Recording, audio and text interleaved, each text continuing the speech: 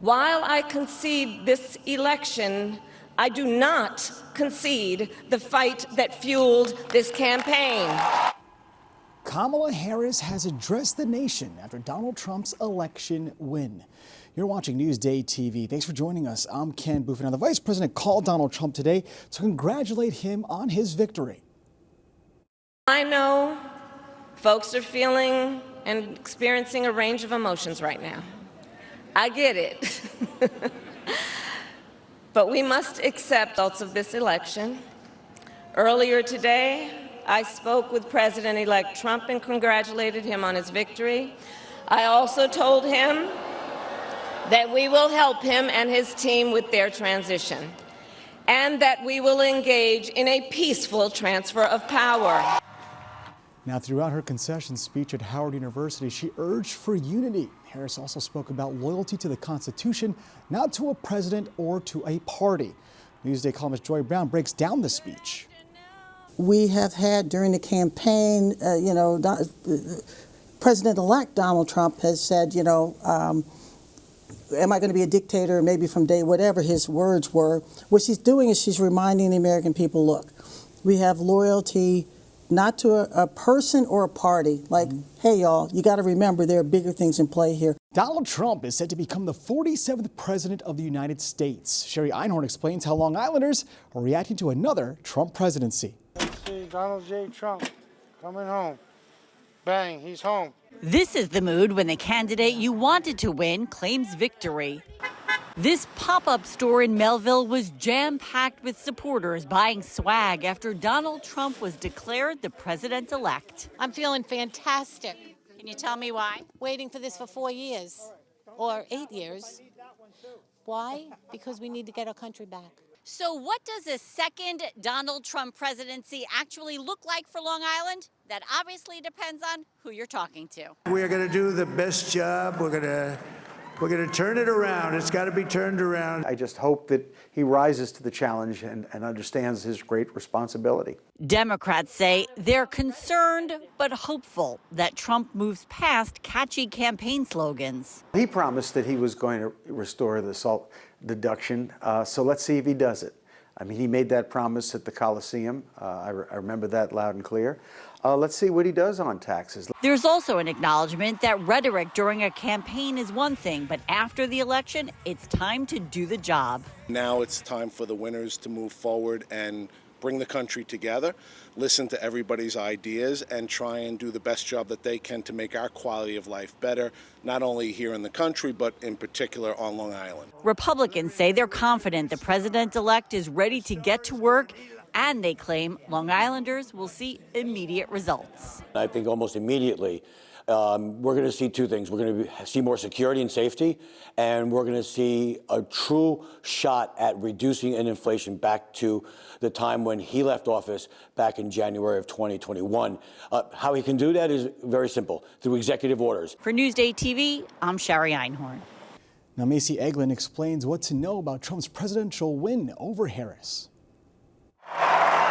Former President Trump making history, coming back to win a second term in the White House, despite it being a rocky road to victory, having previously been impeached twice, and more recently facing a criminal trial in New York and 2 assassination attempts on the campaign trail. 47th president and your 45th president. Polls showed a tight race ahead of Election Day, but Newsday's White House correspondent Laura Figueroa Hernandez says a number of new supporters helped secure the race. We saw that he had a lot of growth and movement, particularly among men, among Black and Latino men, and he made a lot of inroads within the Latino community. For many voters, exit polls show it came down to the economy, and they felt Trump would do a better job tackling inflation. And it was something that was hard for Harris to overcome, as much as she tried to kind of sell herself as this new candidate, this new generation of leadership. She was also tethered to Biden's agenda and Biden's economy. Trump also on pace to win the popular vote, something he was not able to do in his 2016 race against Hillary Clinton. Democrats were hoping that abortion would be a big galvanizing issue, and it was for many voters, for many moderates, for many female voters, but it didn't necessarily give Harris the numbers that she needed to get across the finish line. And with the potential for Republican control of Congress, Figueroa Hernandez says Trump returns to the White House with power. He's going to come into Washington, into a Capitol that's really in his favor. And so it should be interesting to see over the next 4 years if he's able to deliver on a lot of the promises that he made on the campaign trail. His inauguration will take place January 20th. Reporting for Newsday TV, I'm Macy Egland. Now you can find more election coverage at newsday.com. Click Get More below the Newsday TV video box. Switching gears now, the state trooper involved in the alleged shooting on the Southern State Parkway is now under criminal investigation. Based on our investigation so far, we have reason to believe that the incident did not occur the way it was reported. Thomas Macias says he was shot when he approached a car that he thought was stranded on the parkway. A search warrant was executed at Macias' West Hempstead home earlier this week. Now, the 27-year-old was honored with a walkout when he was released from the hospital. From my seat, I'm very disappointed. I think that it overshadows the outstanding and great work that the members of the state police and the state troopers do each and every day in an attempt to keep the public safe. So I think that there is, as you can imagine, there's a lot of emotion right now. Now, troopers say Macias' weapons have been taken away and he's been suspended without pay.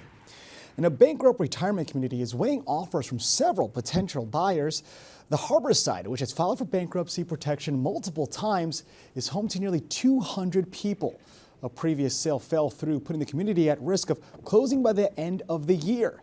An attorney says the facility will not close on December 31st and that they have received a more than $1 million grant. And a popular salad chain opened another Long Island location. Just Salad is now open on Shore Road in Port Washington. A report has called it the fastest growing chain, well, the fourth one at least, in the nation last year. Now, this is the 6th location on Long Island, and there are 3 more on the way.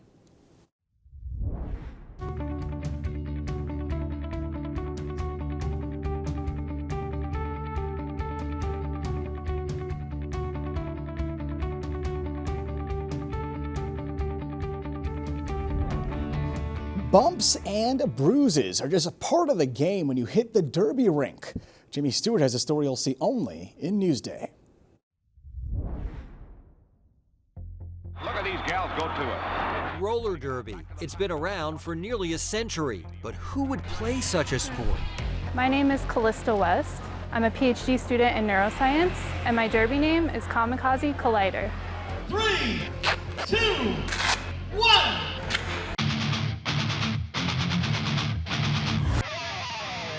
My name is Jennifer Fight. I'm a perfusionist, and my derby name is Hell of a Fight. I operate the heart-lung machine during bypass surgery. Half of them think I'm crazy, and the other think I'm badass. Getting a little help from Jenny Pop. Introducing the Strong Island Derby Revolution, a non-profit, all-female roller derby league. They are a very physical team. Big hit by the real Slim skating. Gina Moshe is a first-grade teacher, and educating her colleagues on her hobby took a little time.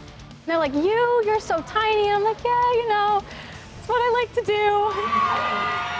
Gina is what they call a legacy player. Years ago, her mother Mary was a member of the same team. It's really cool, and she wears my number. To honor her mama, she says. Home games are played at the All Sports Complex here in Melville. The games consist of 2 30-minute halves. Fans can sit either here in the bleachers or be on top of the action ringside. This is your first time. What'd you think? It's our very first time. We met a lot of nice people. They explained the rules to us. So we're learning as we watch. I think they're amazing. While injuries are certainly a part of the game, I got a concussion once. I broke my wrist, but it wasn't anything major.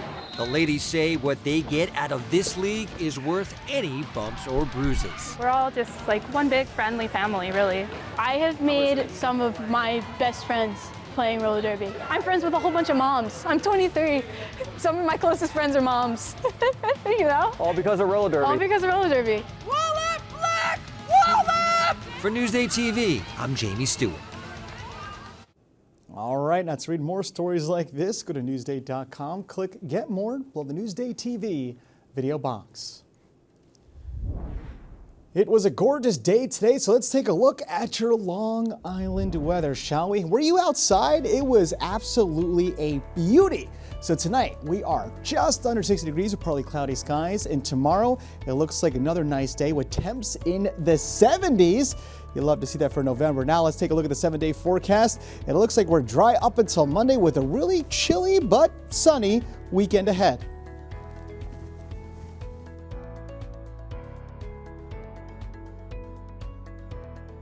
Long Island weather is brought to you by PTRC.